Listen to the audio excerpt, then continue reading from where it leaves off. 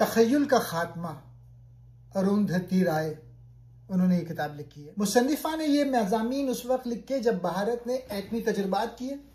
उन्होंने इस पर शदीद तनकीद की और कहा कि जो मुल्क करोड़ों गरीबों को रोटी नहीं दे सकता, वो एटमी ताकत बनने का जश्न क्यों मना रहा है।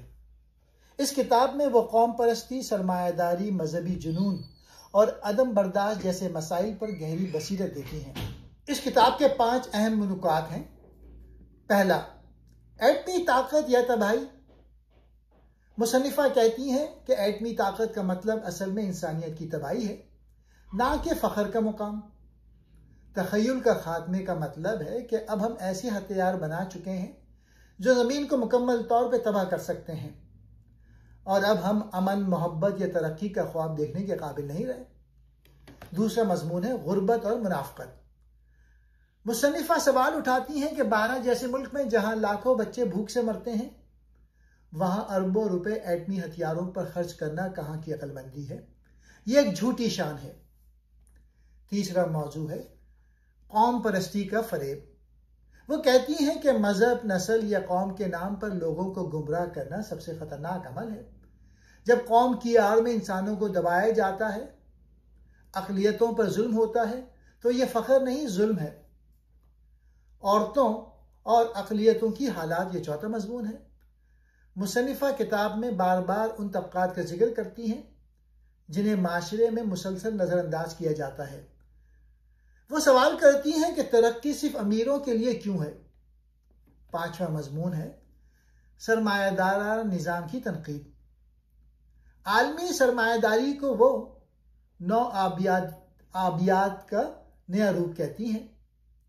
आलमी इदारे जैसे वर्ल्ड बैंक, IMF सिर्फ बड़े मुल्कों के मफादात की हिफाजत करते हैं, जबकि गरीब मुल्कों का इस्तेहसाल करते हैं।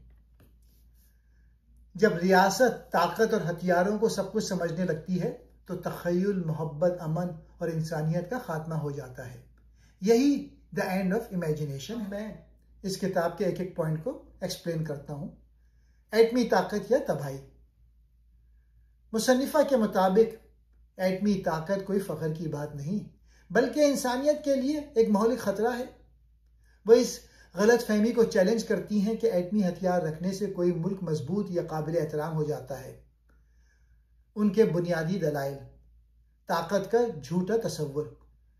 भारत ने 1998 में जब एटमी तजुर्बात किए, तो हुकूमत और मीडिया ने उसे कौमी वक़ार और अजमत का मज़हर करार दिया।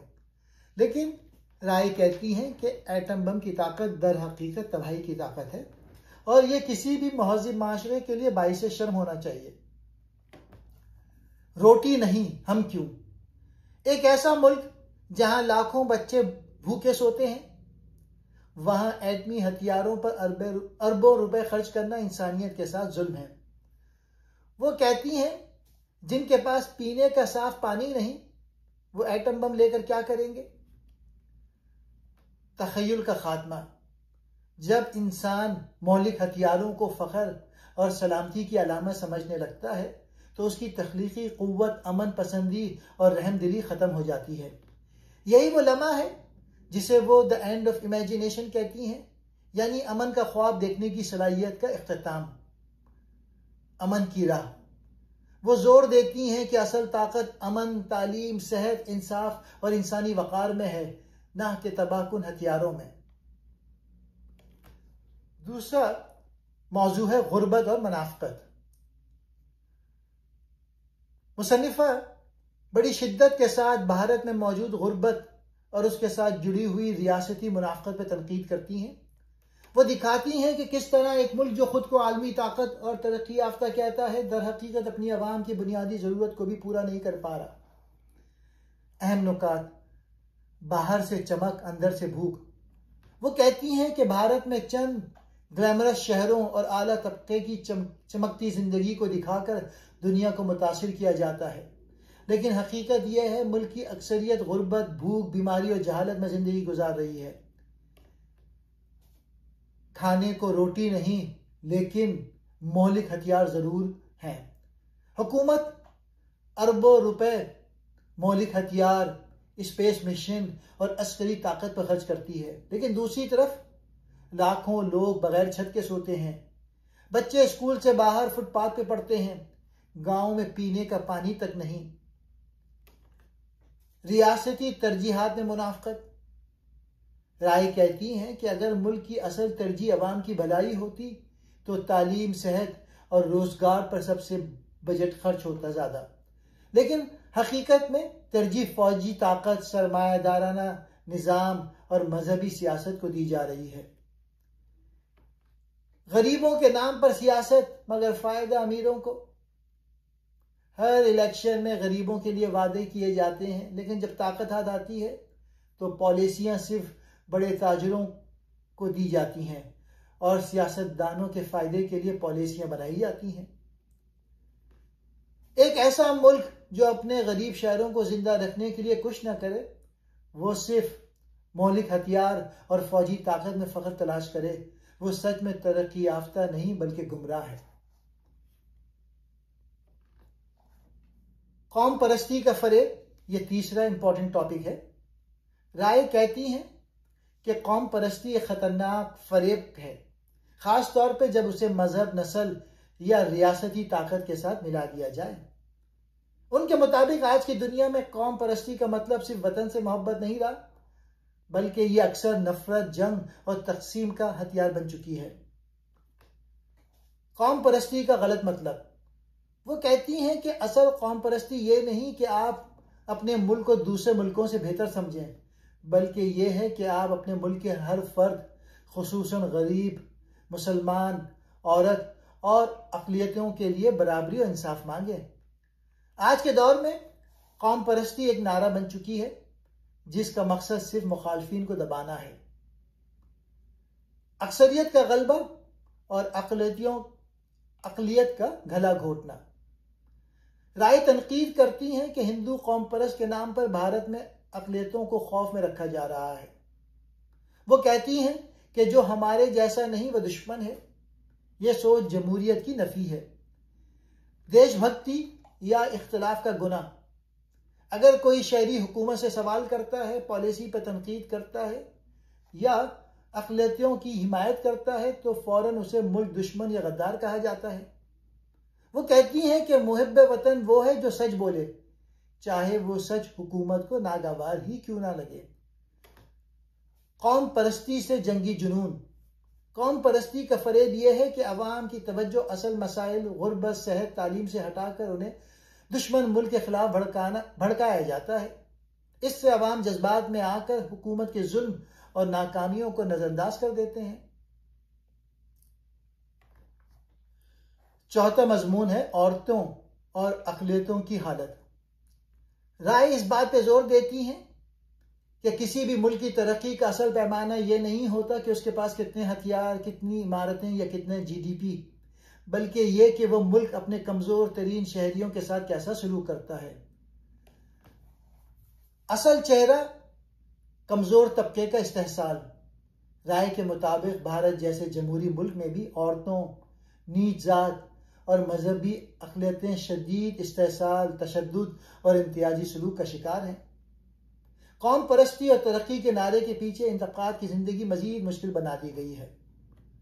औरतें अब भी शदीद समाजी पाबंदियों, घरेलू तशद्दुद, इज्जत के नाम पर कत्ल और माशी इनकार का सामना कर रही हैं। राय के मुताबिक औरतें सिर्फ इज्जत के निशान के तौर पर देखी जाती हैं, ना कि बराबर इंसान के तौर पर।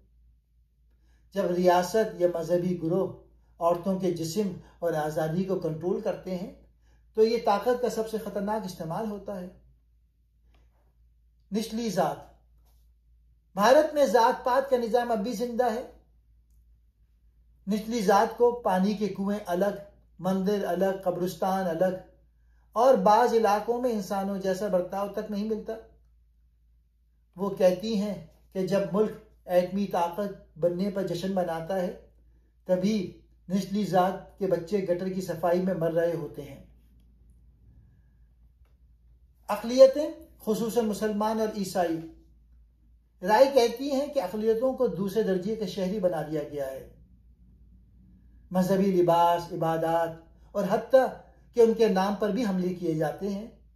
हिंदुत्व के नाम पर एक अक्सरियती जुनून फैलाया जा रहा है जो अक़लियतों को मुसलसल खौफ में रखता है।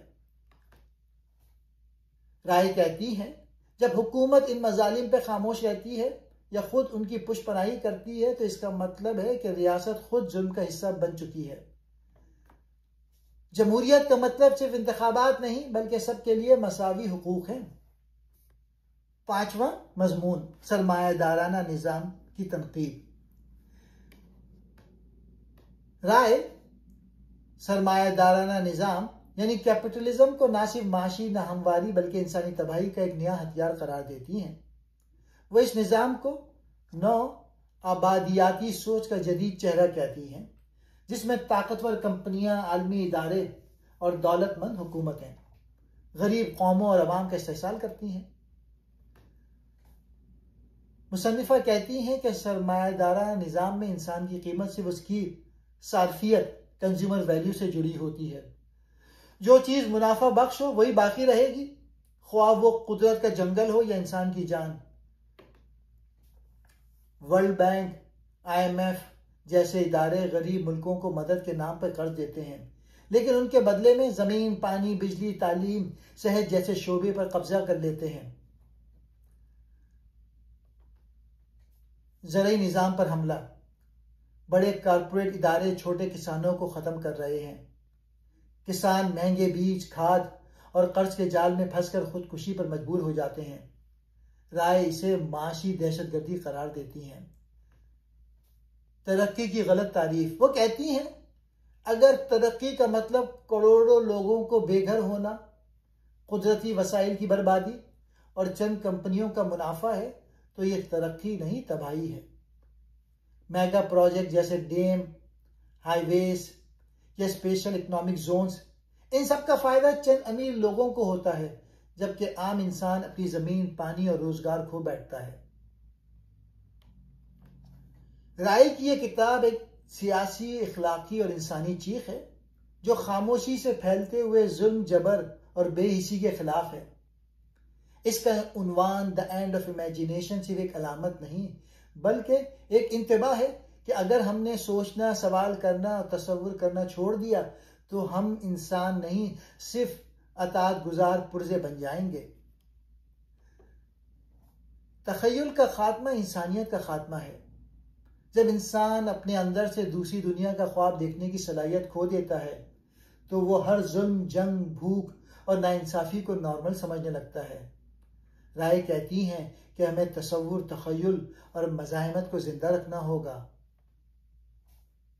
खतरनाक हथियार, मोटरवे या चमकती इमारतें किसी कौम को अजीम नहीं बनाती बल्कि अपने सबसे कमजोर शहरी की इज्जत और हिफाजत ही असल तरक्की है। सवाल उठाना इबादत है। जो समाज अपने नौजवानों को सिर्फ फर्माबरदार बनाता है वो सच्चाई और इंसाफ का दुश्मन है। राय हमें सिखाती हैं कि खामोशी जुर्म है और सवाल करना फर्ज। मज़ाहिमत एक फर्ज और एक उम्मीद। वो कहती हैं कि दुनिया के हर कोने में जहां कहीं भी जुल्म हो रहा है वहां आवाज उठाना, मज़ाहिमत करना और नहीं कहना इंसान का सबसे अहम काम है। चाहे आप अकेले हों तब भी सच का साथ ना छोड़ें। एक और दुनिया मुमकिन है, वो आ रही है और किसी खामोश दिन में मैं उसकी सांसों की आवाज सुन सकती हूँ। ये किताब हमें याद दिलाती है अगर हमने अपनी सोच, हमदर्दी और मज़ाहिमत की ताकत को खो दिया, अगर हमने ताकतवरों के झूठ को सच मान लिया, अगर हमने खामोशी को तहफ़्फ़ुज़ समझा तो हम सिर्फ गुलाम रह जाएंगे, इंसान नहीं।